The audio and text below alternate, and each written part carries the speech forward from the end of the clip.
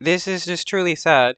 Due to the massive amount of people being the Israeli government, they're forced to do mass graves in order to bury these people. It is just shameful what the Israeli government is allowed to do, and truly how little other nations are doing to stop the Israeli government. Yeah, there are nations sending aid to Palestinians, but that does not stop the Israeli government from murdering people. From a shipping container to a mass grave. In Rafah in southern Gaza, a bulldozer moves Palestinian bodies by the dozen. This is the final resting place for just some of the more than 30,000 people killed by the Israeli military onslaught on this tiny strip of land. Do you see? We are dying like lambs. These are mass graves. Muslims are dying. Everyone will be held accountable before God. Scores watch. And these are only the people that are able to be buried that are found. There's still tons of people missing, buried. Watch as identical blue body bags pile one on top of the other. Layers of sand are then piled on top of them before another row arrives. Children watch on, little semblance of innocence left to protect in a place that has become hell on earth. Rafah was supposed to be where Palestinians would be safe, where Israel told them to flee as its military operation decimated the rest of this tiny enclave of Gaza. Instead, Yeah, but the Israeli government loves to lie to people. Tell them, hey, you can go here. We won't bomb that area. It can be a safe zone. And then moments later, they just come in and start bombing it, claiming, oh, Hamas, Hamas, Hamas. That's their sole justification for everything that they do. If they murder a 4-year-old in their car, they just scream Hamas. If they bomb a house, all they do is scream Hamas. Hamas is their sole justification for everything that they do.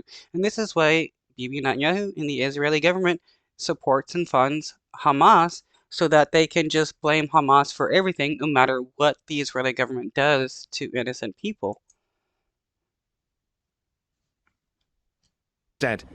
a looming attack here threatens at least 1.3 million people believed to be here, some 3/4 of all Palestinians in the Strip.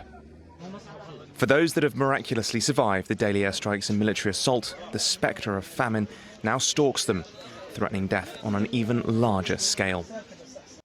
Yeah, this is what the Israeli government wants. They want to starve Palestinians as a way to help kill them off, because kill people and indirectly kill people.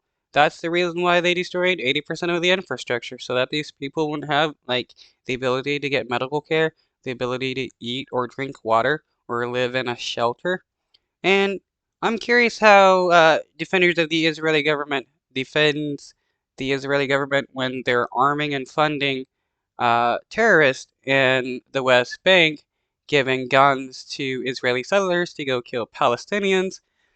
And those settlers are also protected by the IDF. There's like 700,000 illegal Israeli civilians in the West Bank and 140 illegal settlements. We can't pretend that the Israeli government cares about international law when they've been violating international law since like 1967. Airdrops of aid from the UAE and Egypt continued on Thursday. It will help some, but without supplies coming in on land, too many will still starve.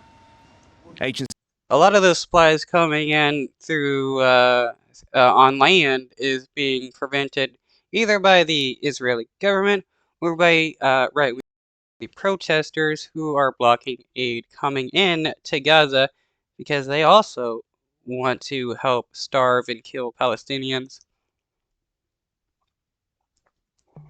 from the United Nations have warned that the war and limits on aid have pushed 90% of Gaza's population to food insecurity.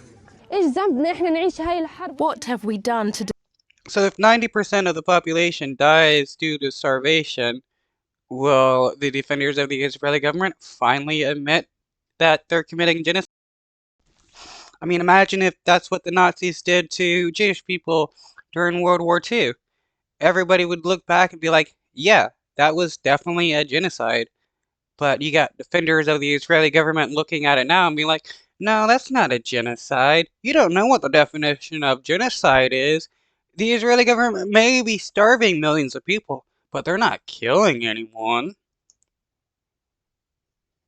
Deserve this war, this suffering. We sit in our homes with dignity, but we are suffering.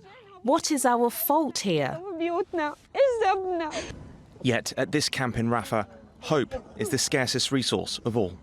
Whether or not Cairo's ceasefire